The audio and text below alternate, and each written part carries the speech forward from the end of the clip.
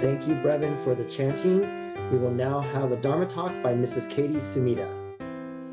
Better unmute too. Today I was going to talk about Buddhist icons, and specifically one very popular one that's famous worldwide. And these are some of what are called Buddhist icons. An icon represents something in a pictorial manner or visual manner. This, of course, what is this? Can you see that? This represents Buddha or meditating. This, of course, also represents Buddhism, and you can meditate on a lot of things about that. It looks sort of like a ship's wheel, so it sort of steers you to me. But Reverend Mukujima said that was actually a weapon that army, the soldiers used to use, and they fling it sort of like it was like a ninja star. But it says that's because Buddhism penetrates you. And of course, next to that is a lotus representing rising up out of the mud or enlightenment. And this whole picture was from a Dharma school book, from what the little blurb with it said. But the elephant there is the iconic part of it, because that's a very special elephant that represented the birth of the historical Buddha. He has 6 tusks. You see that? And it's white. White elephant with 6 tusks are very rare. So that is iconic for the birth of the Buddha. And then this is Buddha at his enlightenment, that even though he was enlightened, you can tell that because he has a nimbus around him, and he's under the Bodhi tree, which is also iconic for Buddhism, but he's still in touch with the world. He's touching the ground there. Then Buddha dying. Looks like he's just relaxing there, but we have one of these icons up in the Hondo area, back behind in, I guess the foyer back there, whatever you want to call it, a wooden one. Shin Buddhism has some specific icons. Everybody know what this is? That's a Mida. That's an icon representing wisdom and compassion. This is also a Mida. If you're like most Americans and don't read kanji, but if you can read kanji, that might not be an icon because you can actually know what it says. It says Namo Amida Butsu. Then again, specific to Shin Buddhism, we have Renyo and Shinran. And this is a family crest that means Shin Buddhism. And this was also included in the Google search for Shin Buddhist icons. So who is that? You know who that is? I'm sure he would be amazed to find out that he is now a Buddhist icon. I believe he's on right now too. Oh, okay, Sensei. Well, you are now world famous as a Shin Buddhist icon, according to Google. Japanese also has a lot of what can be called folk icons. They are not formal like the first ones are. These are very formal, but they have a lot of folk icons. And these are also pretty popular. Dharma is probably the most popular or the most well known. And I don't know if you can see there's a Dharma there. And he's representative of persistence. You always work on stuff. And this is the most common little doll that you can get. And you dot in an I when you have a goal. And then when you finish and get your goal, you dot in the other I. Then you throw them away. Jizo is another, I don't know if you can see him, another icon. And he represents somebody who leads people in the direction they need to go. He's the protector of travelers. So if you get lost on the road, hopefully you'll find a little Jizo statue by the road. And they use them on babies' graves because they're supposed to lead the souls of the babies to the Pure Land. Because they're babies. They don't know how to get there. And the other one is a red cow.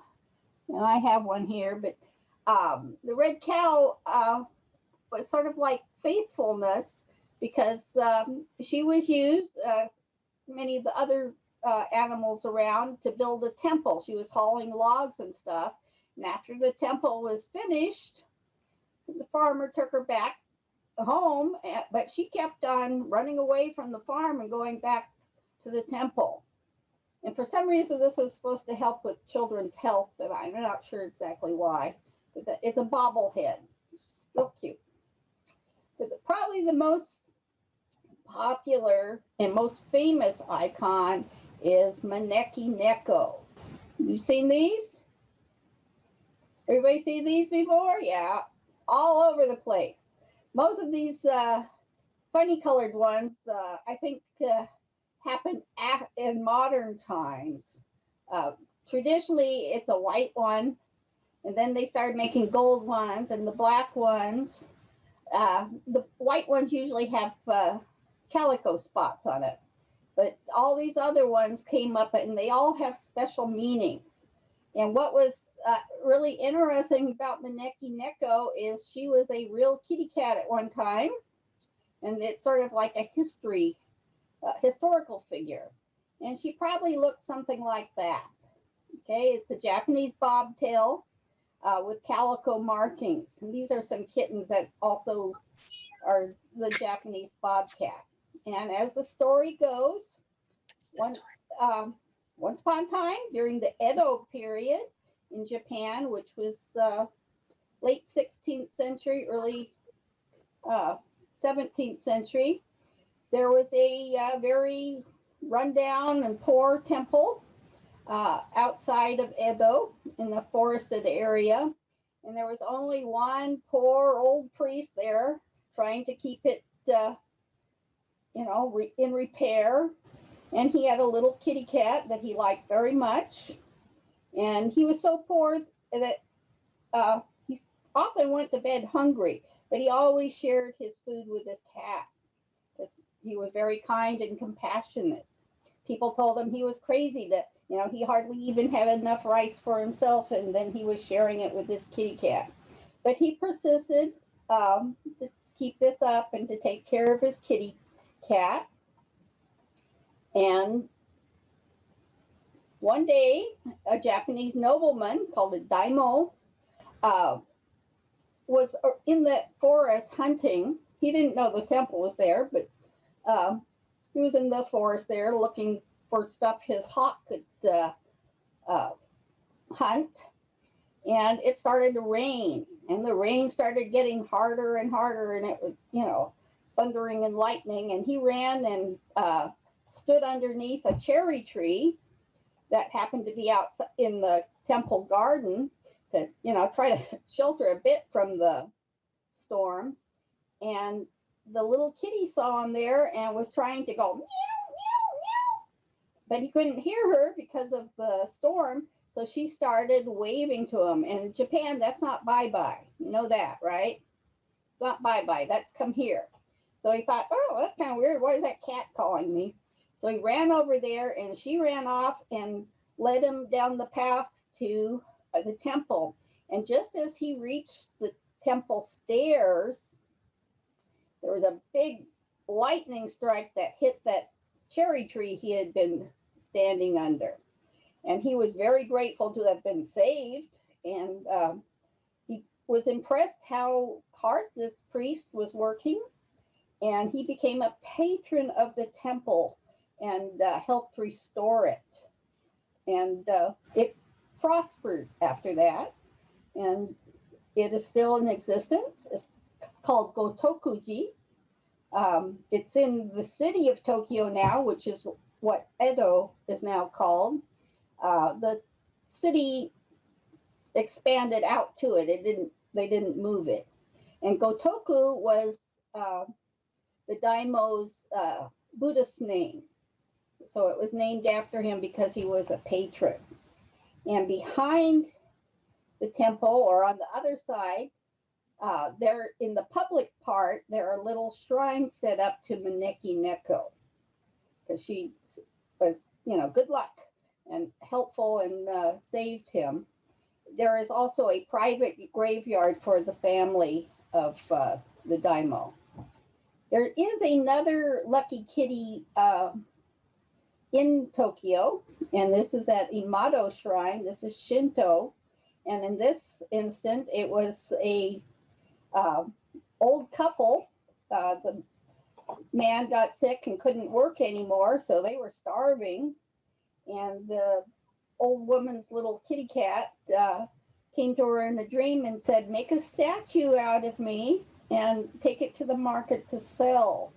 And people were so they liked that little statue so much that they bought a lot of them that she had made. And again, the couple prospered. And the difference between this little kitty and the other Maneki Neko is that this usually comes as a pair. In modern days, there are lots of different kinds of Maneki Nekos. This is Who's This? You know that? It's Hello Kitty, of course.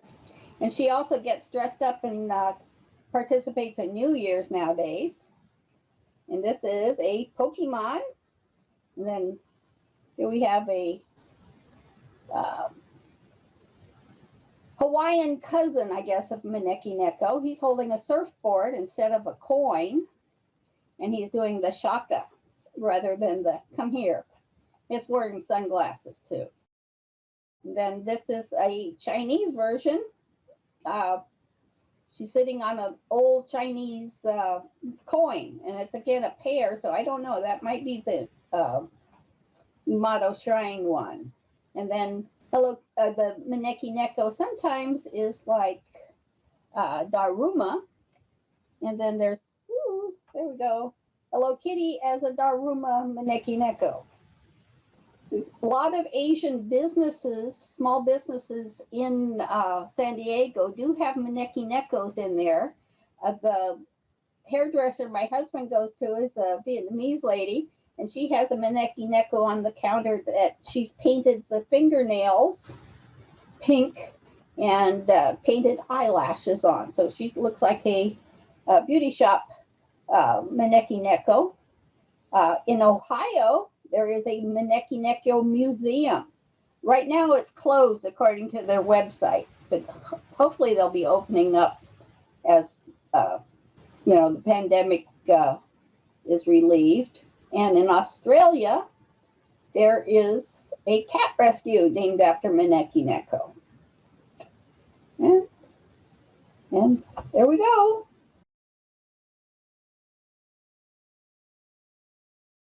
You can get a Lego one too. Doreen Kamada Fuji shared a link to this, and I got one. So, and she'll wave to you too. There's a little lever in the back.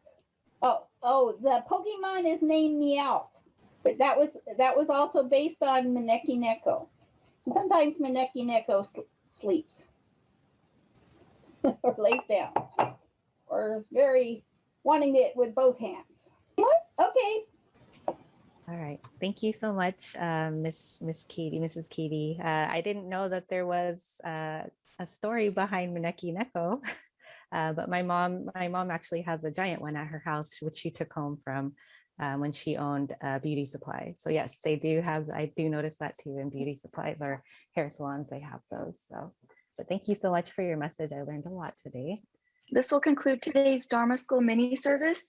Thank you to the pre-K to 4th grade class for chairing service, Revan for leading chanting, and Mrs. Kaytee Sumida for her wonderful Dharma message. I learned something today too, so thank you, Kaytee. And Dharma School students, you will now be routed to your breakout rooms or classes. And anyone else can stay on if you have any questions. Thank you, everyone.